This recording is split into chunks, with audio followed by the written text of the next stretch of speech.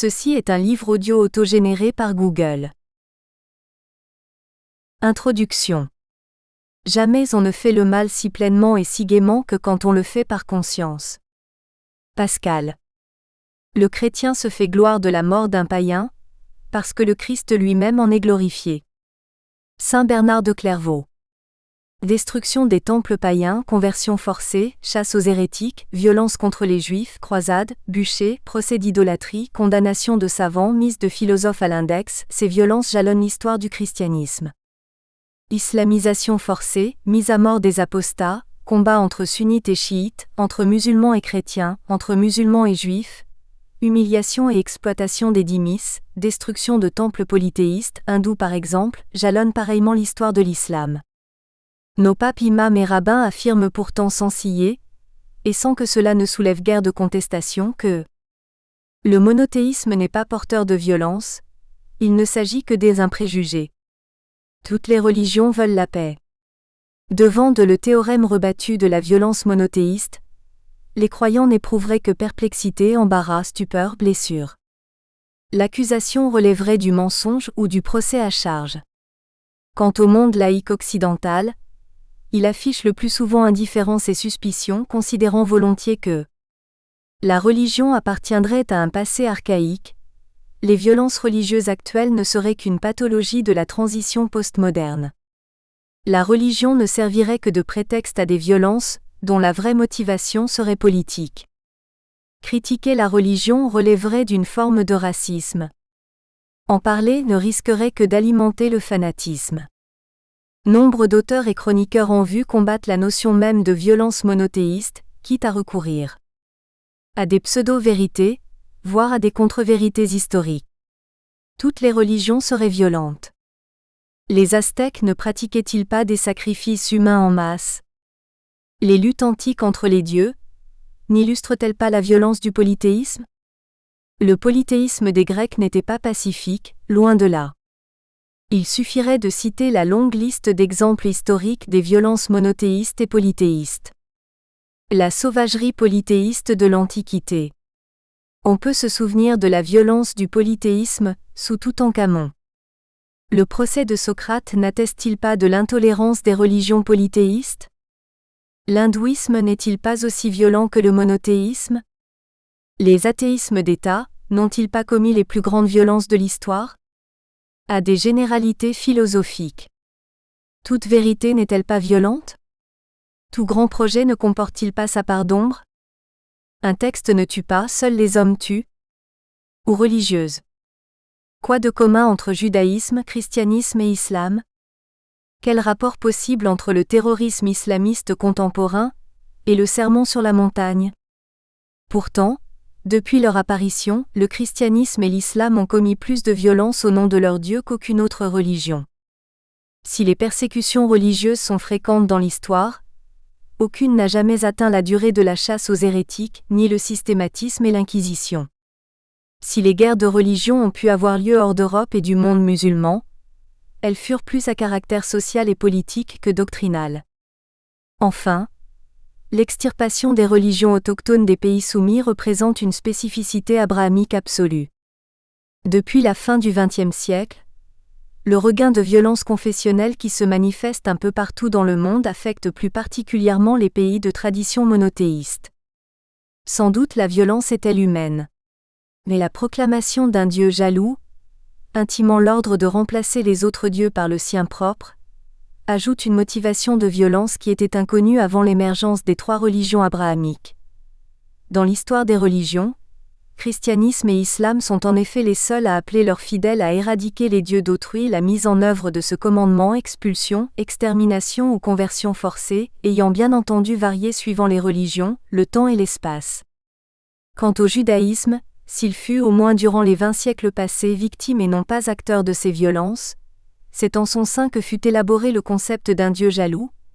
Les Juifs furent les premiers à inventer le mythe selon lequel une seule religion peut être vraie, rappelle un penseur hindou. Le christianisme et l'islam, qui héritèrent du Dieu jaloux, ne trouvèrent plus en leur sein les contrefeux qui existaient au sein du judaïsme. On qualifiera ces trois religions d'abrahamiques dans la mesure où elles s'inscrivent toutes trois dans la lignée d'Abraham, ce patriarche qui, au moins d'après le Talmud, inaugura la figure du dieu jaloux, en détruisant l'atelier de fabrication d'idoles de son père. Déjà Voltaire avait dénoncé la violence monothéiste. Avant que ce monstre, l'intolérantisme chrétien, naquît, jamais il n'y avait eu de guerre religieuse sur la terre, jamais aucune querelle sur le culte, dit-il, alors que les gentils n'avaient aucune religion exclusive. Mais ce fut plus à la superstition qu'à l'exclusivisme des textes sacrés que les Lumières attribuèrent l'origine de l'intolérance et du fanatisme.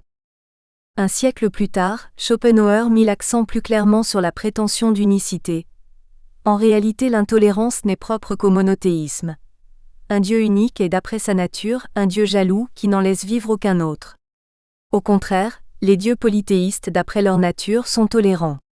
Voilà pourquoi les religions monothéistes seules nous donnent le spectacle des guerres, des persécutions, des tribunaux hérétiques, comme celui du bris des images des autres dieux.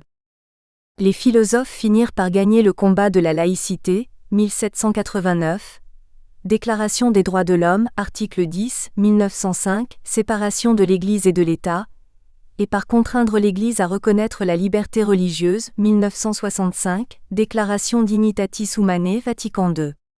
La laïcité reste cependant un concept plus défensif que curatif. Son ambition n'est que de protéger la société en privant le religieux de l'usage de la force, et non de guérir les religions abrahamiques de leur exclusivisme ni de leur prosélytisme. Aujourd'hui, le monde universitaire préfère se tenir à l'écart de la question. Déterminer si une violence est politique ou religieuse tient en effet de la gageure, a fortiori lorsqu'il s'agit de conflits du passé. Attribuer à une religion une responsabilité spécifique en matière de violence, traversant les siècles et les continents, est suspect d'essentialisme, voire s'agissant des religions abrahamiques, d'anticléricalisme, d'antisémitisme ou d'islamophobie. Rares en conséquence sont les auteurs qui osent écrire comme François Héritier. À mes yeux d'anthropologue, les religions révélées, celles du livre, sont le berceau de l'intolérance et j'allais presque dire de l'extrême violence. Pourtant, la critique des idées, fussent-elles religieuses, fussent-elles véhiculées par des textes sacrés, appartient à la liberté d'expression. La question d'une relation entre textes sacrés et violence monothéiste, relation certes non pas de causalité au sens strict, mais de commanditaire à commandité, est d'autant plus légitime que tous les acteurs de ces violences se sont réclamés de leur commandement. Un texte sacré constitue un invariant de fait. L'exégèse passe, la lettre reste. Si la relation entre violence et texte sacré est bien souvent récusée en Occident, elle est en revanche couramment reconnue et dénoncée. En Orient par des indianistes. Ram Swarup. Ils savent si peu sur eux-mêmes, mais prétendent tout savoir sur Dieu, et voulant imposer leurs croyances, tuent des millions de personnes. Ici, il n'y a pas de Dieu jaloux en guerre avec d'autres dieux.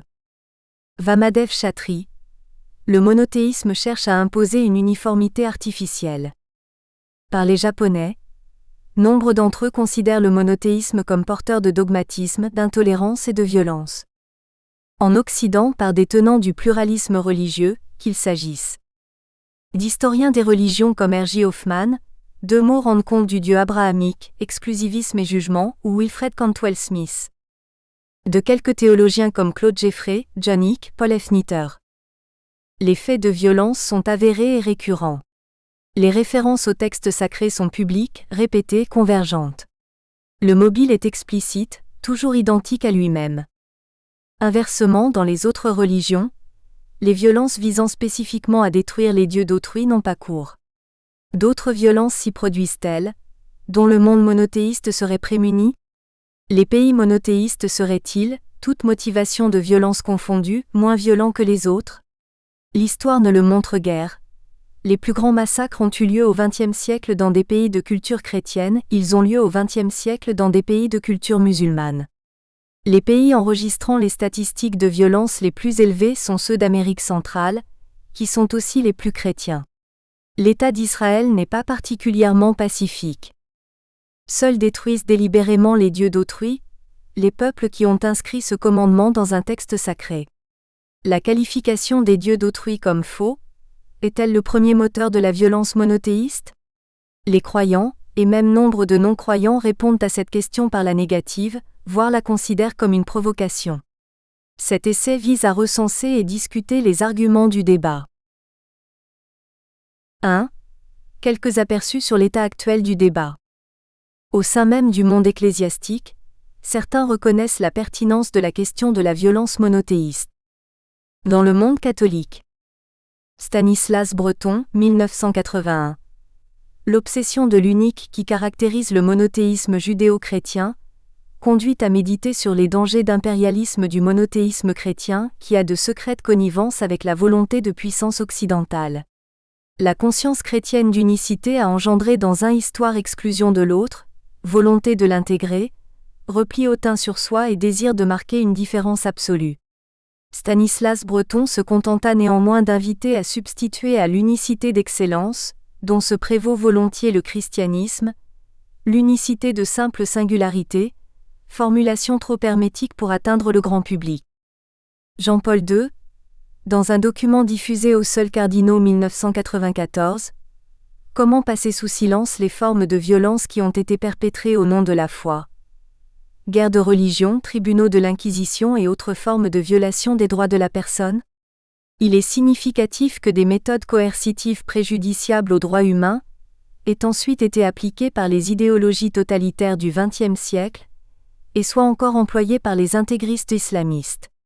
De ces méthodes coercitives sont nés les crimes du nazisme hitlérien et du stalinisme marxiste. Ce texte ne fut toutefois pas publié, et dans son expression publique Jean-Paul II se replia sur des positions beaucoup plus timorées. Hans Küng, théologien catholique, dans un dialogue avec Paul Ricoeur, philosophe protestant 1996, « Je crois que les religions monothéistes, les religions prophétiques, telles que le judaïsme, le christianisme ou l'islam peuvent inspirer des guerres, qu'elles peuvent les légitimer, parfois même les provoquer. Je crois que l'hindouisme intègre ou absorbe plus que le bouddhisme est plus tolérant. » Hans Küng poursuit. L'Église a en effet participé activement à des activités et à des campagnes violentes, totalement incompatibles avec l'esprit pacifique et non violent de son fondateur. Quels méfaits n'ont pas été ainsi non seulement tolérés, mais même approuvés au nom du Christ? Mais il en reste au constat, sans chercher à remonter aux causes. Le diocèse de Marseille écrit : La lutte contre la violence exige une mise en garde constante contre la tentation, de l'absolu, mais le texte se contente de conclure sur un vœu pieux. C'est pourquoi l'injonction au respect et l'humilité qui apprend à se tenir devant Dieu en vérité et à vouloir maintenir une approche pacifiée de l'homme différent par sa croyance. Approche pacifiée, là est bien la question. Décréter fausse, la religion d'autrui n'est précisément pas le respecter, lui reconnaître une d'égalité d'accès à la vérité. Le prieur d'une communauté chrétienne reconnaît: il est incontestable que les religions au cours de l'histoire sont devenues des motifs de violence et de guerre. Cela est vrai en particulier des monothéismes, notamment en raison de leur prétention à l'universalisme. Claude Geffray, dominicain 2010. La sacralisation de la vérité peut conduire au fanatisme et à la violence. C'est tout particulièrement vrai dans le cas des religions monothéistes, qui se réclament d'une vérité révélée. On constate en particulier un lien étroit entre la sacralisation de la vérité et la légitimation de la violence. C'est au nom de l'absolu d'une vérité d'ordre religieux que l'on cherche à justifier des guerres saintes qui conduisent au massacre de vies innocentes. John Hick, théologien protestant libéral 2000. L'absolutisme des religions universalistes, et en particulier des grands monothéismes qu'ils se considèrent comme peuple élu, fidèle du Christ sauveur unique de l'humanité, ou récipiendaire de l'ultime révélation divine, le Coran a été utilisé pour valider et intensifier nombre de conflits humains et nombre d'épisodes de persécution et de répression. Car la vérité absolue prime sur toute autre chose, il n'y a pas de limite à ce que sa défense et son affirmation peuvent justifier. John Hick fut stigmatisé par Joseph Ratzinger comme le représentant le plus en vue du relativisme religieux. Décédé en 2012, il ne semble guère avoir de successeur aujourd'hui. Dans le monde juif. David Meyer, rabbin 2013, la Bible peut être porteuse de violence. Les messages de respect, de tolérance, d'amour ou bien même de justice et d'égalité ne résument pas à eux seuls les enseignements de la pensée monothéiste. S'inscrivant dans la continuité du récit biblique, la tradition rabbinique va elle aussi faire l'expérience d'une certaine propension à la violence. David Meyer milite courageusement pour une technique interprétative permettant de contourner la violence de certains versets, pour une humanisation de la Torah. Abraham Geiger, rabbin allemand, l'un des fondateurs du judaïsme libéral. La séparation d'Israël et des autres peuples, qui a été une réalité à une époque de l'histoire, n'a plus aucun droit de cité dans la prière aujourd'hui. Nous devrions plutôt exprimer notre joie de voir ces barrières tomber. 1869. Dans le monde musulman contemporain. Sohaib Benchek, 2013, imam, reconnaît l'aporie coranique entre tolérance et violence, et propose de la résoudre en révisant le Coran, en distinguant les paroles d'éthique à valeur universelle des jurisprudences et des mots d'ordre politique et militaire purement contingents. Ghaleb Benchek, théologien musulman, en appelle à une refondation de la pensée théologique islamique.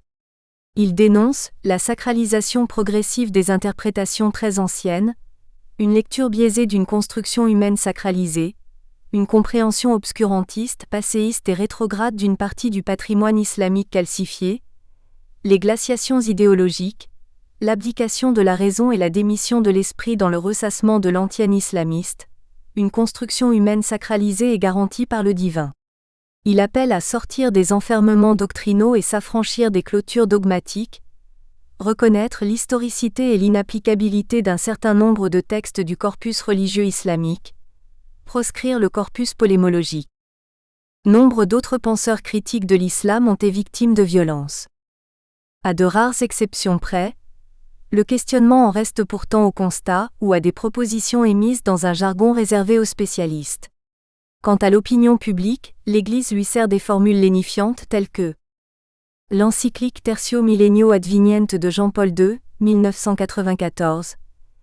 Les fils de l'Église ne peuvent manquer de revenir dans un esprit de repentir sur le consentement donné, surtout en certains siècles, à des méthodes d'intolérance et même de violence dans le service de la vérité.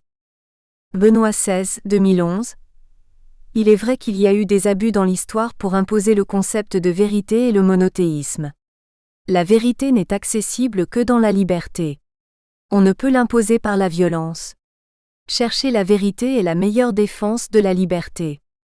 La liberté et l'égalité sont des conditions pour accéder à la vérité.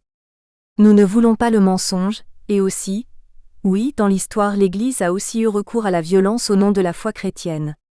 Nous le reconnaissons plein de honte. Mais il est absolument clair que ceci a été une utilisation abusive de la foi chrétienne, en évidente opposition avec sa vraie nature. Le texte du Vatican Le monothéisme chrétien contre la violence 2014 s'emploie à dénouer les liens accidentels qui ont pu se tisser dans l'histoire entre christianisme et violence. Certes, dit-il, il est bon de déclarer qu'il doit être clairement reconnu par toutes les religions et tous ceux qui en ont la charge que l'usage de la violence et de la terreur est certainement, et de toute évidence, une corruption de l'expérience religieuse, et qu'aucune violence ne peut avoir de justification religieuse. Encore faudrait-il poser un diagnostic sans complaisance et chercher des remèdes, plutôt qu'esquiver la question en renvoyant à toutes les religions.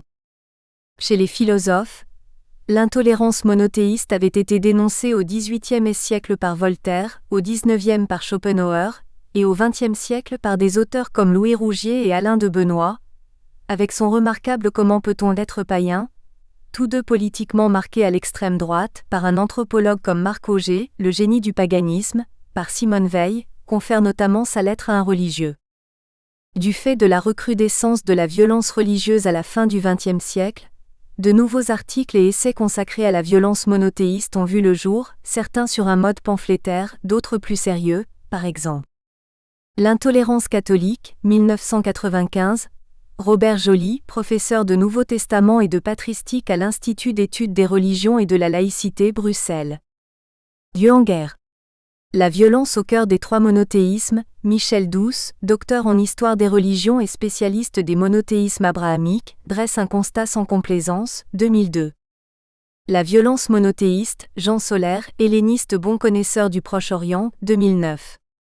La tentation totalitaire de l'ancien moine et théologien Jacques Pousse, 2009. Le prix du monothéisme de l'égyptologue Jean Assmann. Un silence religieux, de Jean Birnbaum 2016 qui fustige le rien-à-voirisme de l'intelligentsia occidentale face au terrorisme islamiste. Quelques ouvrages militants dans le monde musulman.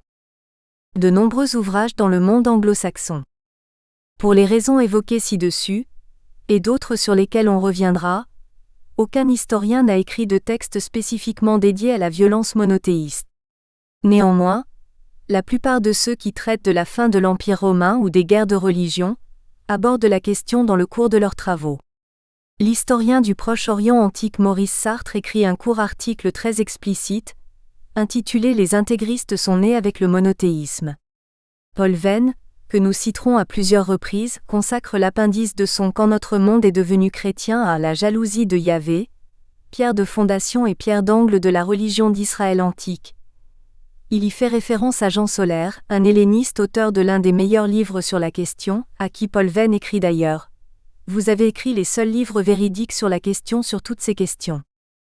En face, les théologiens dénoncent ce déchaînement de hargne, spécialement contre l'Église catholique, et développent des trésors d'exégèse pour démontrer que non, la Bible n'appelle pas à la violence. Début 2014, le Vatican lui-même diffusa ainsi un texte pour dénoncer le caractère stupéfiant de l'accusation de violence monothéiste, récuser la soi-disant tolérance du polythéisme, fustiger les luttes antiques entre les dieux, rappeler l'acharnement spécifique de l'Empire romain contre le christianisme, une pseudo-vérité, ainsi que la violente persécution de l'impérialisme hellénistique contre les Maccabées, une contre-vérité. L'Église préfère ainsi des accents aigus et s'informer, jouer l'indignation, stigmatiser ses accusateurs, esquiver la question, voire se réfugier dans de hautes spéculations théologiques et exégétiques, en particulier sur la Trinité. Ceci n'est pas sans rappeler qu'au XVIIe-XVIIIe siècle, alors que l'Europe s'était ralliée au modèle héliocentrique, en Chine les jésuites continuaient à enseigner le système géocentrique, de peur de mettre en porte-à-faux l'infaillibilité de l'Église. Rappelons encore la 13e règle des jésuites. Pour ne nous écarter en rien de la vérité, nous devons toujours être disposés à croire que ce qui nous paraît blanc est noir si l'Église hiérarchique le décide ainsi. 2. Arguments anthropologiques et philosophiques. Un texte ne tue pas, seuls les hommes tuent. Depuis 20 siècles, ces récits n'ont jamais cessé d'exercer une influence sur tous les courants de la pensée chrétienne. Simone Weil. Les idées dont on peut soutenir qu'elles ont joué un rôle en histoire ont des idées qui furent objets de croyances, de masse ou de minorités agissantes. Marc Angenot. Ce sont les rapports que les représentations collectives entretiennent avec la violence qui, plus que les faits qui ne sont que les effets de ces rapports, jancent souterrainement l'histoire. Denis Crouzet. Nombre d'auteurs exonèrent le texte de sa violence pour renvoyer la responsabilité de celle-ci au lecteur.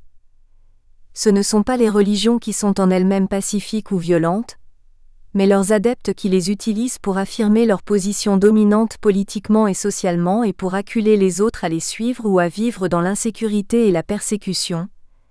Les éléments agonistiques et belliqueux de textes reconnus comme sacrés et divinement inspirés peuvent être mis en avant ou mis en sourdine par les prédicateurs. Cela relève de leur choix. Certes, un texte ne tue pas, c'est l'homme qui tue. Mais faut-il absoudre le commanditaire et ne faire porter la responsabilité que sur l'exécuteur? Yahvé n'appelle-t-il pas les hommes à lapider l'idolâtre? Un appel à la violence ne constitue-t-il pas dans notre droit un délit? L'auteur d'un appel à la violence n'a-t-il donc aucune responsabilité dans la violence commise en son nom? Qui peut croire que le libre accès aux armes à feu ne contribue pas à la violence de la société américaine? Un appel à la violence émanant d'un Dieu n'est-il pas une incitation encore plus redoutable que la mise à disposition d'armes? Qui moins que les tenants des religions du livre, peut contester le pouvoir des mots? A fortiori si ces mots sont issus d'un livre sacré, si ce sont des ordres explicites assortis d'une promesse de récompense ou de sanction. Rappelons que chez les Hébreux bibliques, le mot est la chose que la parole crée. C'est d'ailleurs en hébreu le même mot dabar qui désigne la parole et l'action. La Genèse montre Dieu créant le monde par sa simple parole. Nommer c'est créer, comme séparer c'est créer. Nommer une chose, c'est aussi prendre du pouvoir sur elle, ce qui explique d'ailleurs l'interdiction de nommer YHWH. La survalorisation de la parole sur un mode magique, la faculté de médiation sacrée de la parole, prévalait d'ailleurs chez la plupart des peuples primitifs, ainsi que dans de nombreuses traditions, par exemple chez les Égyptiens. Freud disait lui-même, « Au commencement des temps, les mots et la magie étaient une seule et même chose. » Dans les religions du livre, cette survalorisation de la parole se transférera dans la sacralisation des textes. On dira encore que les mots du vocabulaire religieux sont polysémiques, que les textes sont sujets à interprétation infinie, et que seuls les incroyants pensent que les croyants croient ce qu'ils croient. Mais la question ici n'est pas celle des croyances théologales, mais de l'obéissance à des ordres explicites d'un texte sacré détruire les dieux d'autrui, ou encore de la nature de la relation que ce texte installe entre eux et nous.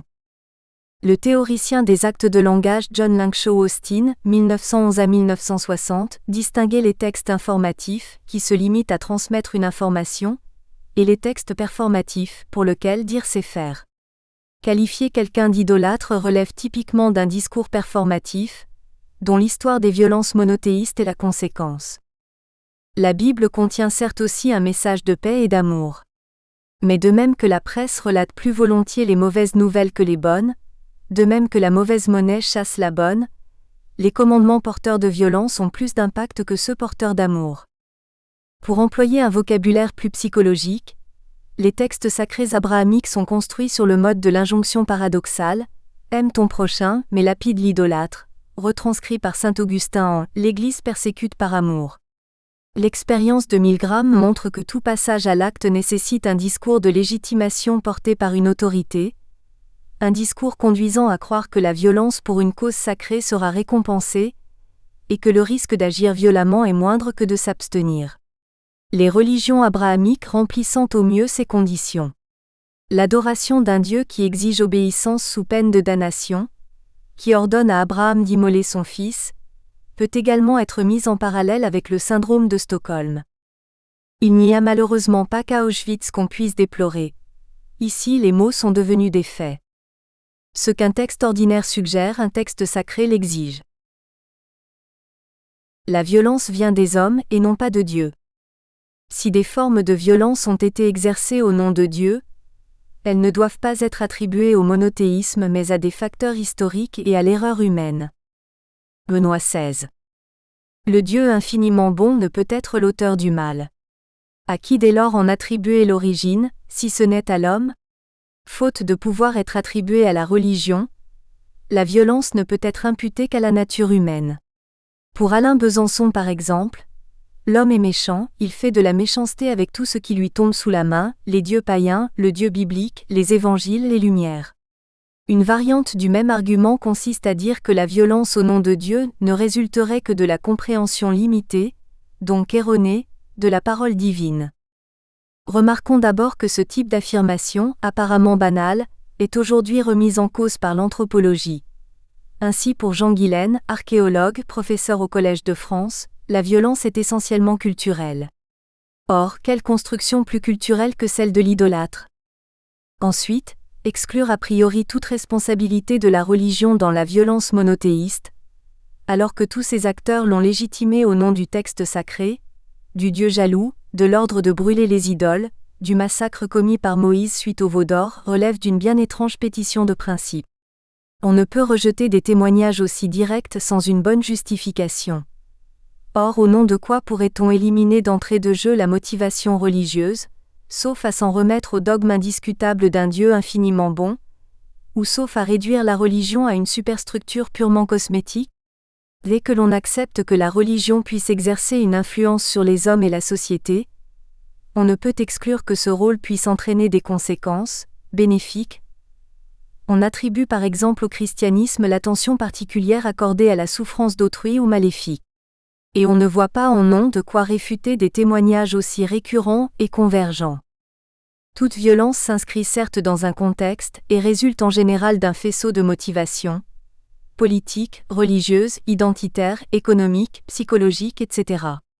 L'exclusivisme monothéiste peut ainsi rarement être considéré comme cause unique, directe, univoque. La multiplicité des facteurs n'interdit pourtant pas l'analyse. Prévenir un risque de violence implique d'en comprendre ses mobiles. Chercher à déterminer si une violence à un mobile religieux est tout aussi légitime que pour un juge d'instruction, investiguer les mobiles d'un criminel, ou pour un assureur, reconstituer les circonstances d'un accident. On pourra qualifier une violence de religieuse, dès lors qu'une motivation religieuse, irréductible à une motivation profane, y occupe une place déterminante. Une violence religieuse, c'est une violence pour la religion. Une violence religieuse monothéiste, c'est une violence pour l'élimination d'un dieu ou d'un dogme considéré comme faux. Une guerre par exemple doit être qualifiée de guerre de religion si son principal objet touche à la relation des hommes au divin. Chaque camp se différencie d'abord par la religion, même si d'autres enjeux peuvent aussi intervenir. Le conflit mérite le qualificatif de religieux, dès que la masse des combattants se mobilise pour l'élimination d'un dieu ou d'un dogme considéré comme faux. Autrement dit, la question discriminante est: la pureté religieuse, le prosélytisme sont-ils le ou l'un des motifs majeurs pour la majorité des combattants? Si l'on cherche un exemple de violence monothéiste chimiquement pure, peut-être nous est-il fourni par l'opposition de l'Église à la science, car la motivation y est d'abord religieuse et seulement accessoirement politique. La violence dite religieuse ne serait jamais qu'une violence politique. La thèse du mythe. Le mythe de la violence religieuse. William Cavenagh. La religion ne serait jamais qu'un prétexte, qu'un marqueur identitaire manipulé par les politiques. Les causes réelles des violences seraient exclusivement les passions mondaines, rapports de force, motivations politiques ou identitaires, intérêts particuliers. La violence contre les hérétiques? Elle serait le fait des tribunaux civils et non des tribunaux ecclésiastiques. Elle aurait constitué une nécessité sociale. La destruction des dieux des peuples colonisés? Elle ne résulterait que de l'écart abyssal de civilisation entre le monde européen et ses peuples.